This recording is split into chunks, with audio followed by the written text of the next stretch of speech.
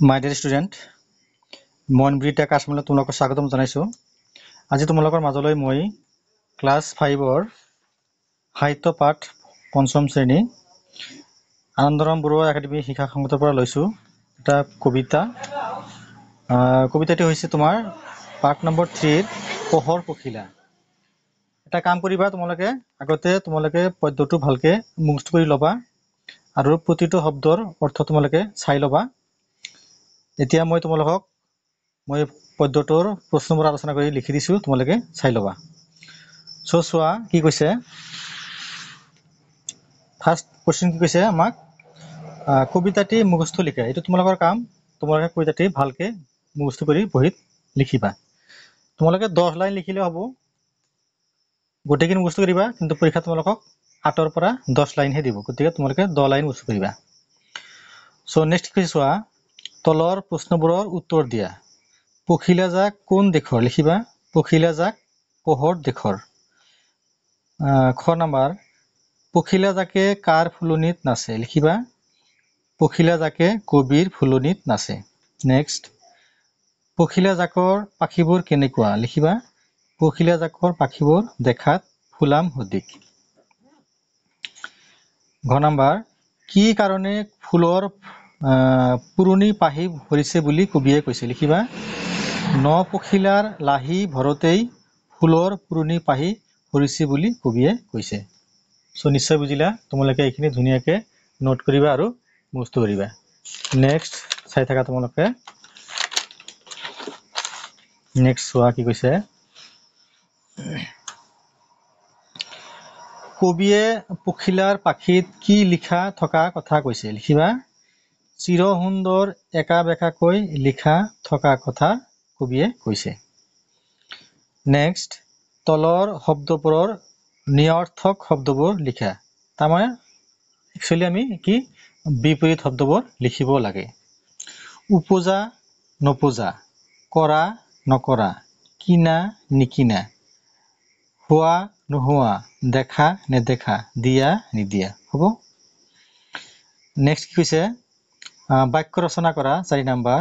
ৰৈ ৰৈ, চাই চাই, কান্দি কান্দি, মনে মনে, পাছে পাছে, ঘৰে ঘৰে, হাঁহি হাঁহি, গৈ গৈ, মাজে মাজে। মই লিখিছো, তোমালোকে চাই ল'বা। চোৱা,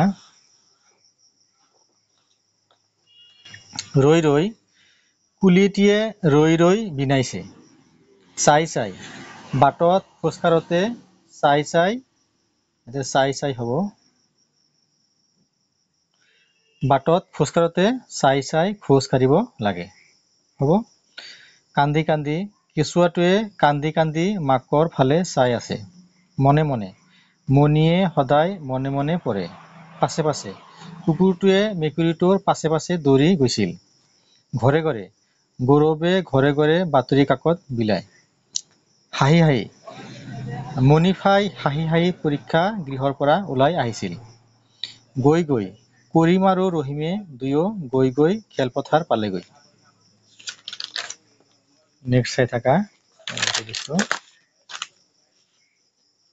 চোৱা কি কৈছে, মাজে মাজে, অনিলে মাজে মাজে গুৱাহাটীৰ বশিষ্ঠ মন্দিৰ দৰ্শন কৰিবলৈ আহে। বাক্য ৰচনা কৰা। গৈ, আমি গৈ নৈৰ পাৰ পালো। যায়, তেওঁ সদায় ফুৰিবলৈ যায়। খাই, মই ভাত খাই আছো। বাই, অত্যাধিক কামৰ চাপত তেওঁ বাই হৈ পৰিছে। বাই মানে ক্লান্ত, মানে ভাগৰুৱা হোৱা। আৰু এই বাই মানে কি, তোমাৰ এই বাইৰ অৰ্থ হৈছে তোমাৰ কি, কোনো ঠাইত যদি পানী জমা হয় তাক কি বুলি কোৱা হয়? বাই বুলি কোৱা হয়। বৃষ্টিৰ ফলত পথটোত বাই হৈ গৈছিল। নিশ্চয় বুজিলা। এই বাই মানে কি, ক্লান্ত হোৱা, ভাগৰুৱা হোৱা। আৰু এই বাই মানে কি, তোমাৰ যদি বৰষুণৰ ফলত যদি কোনো ঠাইত পানী জমা হয় তাৰ অৰ্থ কি? বাই। গাই, গাই মানে কি? বিচৰা। যে কি ছোৱালীজনীয়ে মঞ্চত গান গাই আছে। চাই, গান মানে এইটো গাই মানে কি? গোৱা। ছোৱালীজনীয়ে মঞ্চত গান গাই আছে। চাই, এই চাই মানে বিচৰা কি, তাই ভাল পোচাক পিন্ধিবলৈ চায়। চাই, তেওঁ এখন কিতাপ চায়। আৰু এই চাই মানে কি? ইচ্ছা কৰা বা আকাংক্ষা কৰা। আৰু অলপ আছে।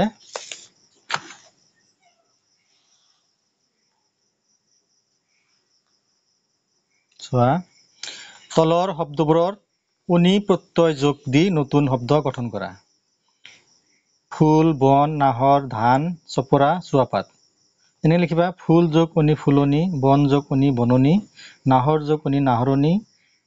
মনত ৰাখিবা তাই যে পেটকেটাৰৰ পিছত সদায় মধ্যাহ্ন হয়। ধান যোগ উনি ধাননি, চপৰা যোগ উনি চপৰণি, চুৱাপাত যোগ উনি চুৱাপাতনি। তলৰ শব্দবোৰৰ একোটাকৈ সমাৰ্থক শব্দ বা প্ৰতিশব্দ লিখা। মানে কি সমাৰ্থক মানে কি? অৰ্থ একেই। আকাশৰ আন এটা নাম কি? গগন। চৰাইৰ আন এটা নাম কি? পক্ষী বা বিহগ। গছৰ আন এটা নাম বৃক্ষ বা বিৰিখ। মাটিৰ আন এটা নাম ভূমি, মৃত্তিকা। হ্ৰদৰ আন এটা নাম কি? সৰোবৰ বা সৰসী।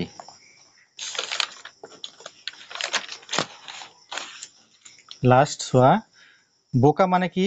বুদ্ধিহীন বা নিৰ্বোধ। পানী মানে কি? জল। চ' এইখিনি আছিল তোমালোকৰ পাৰ্ট নাম্বাৰ 3 পোহৰ পখিলা কবিতাটিৰ প্ৰশ্নৰ উত্তৰবোৰ।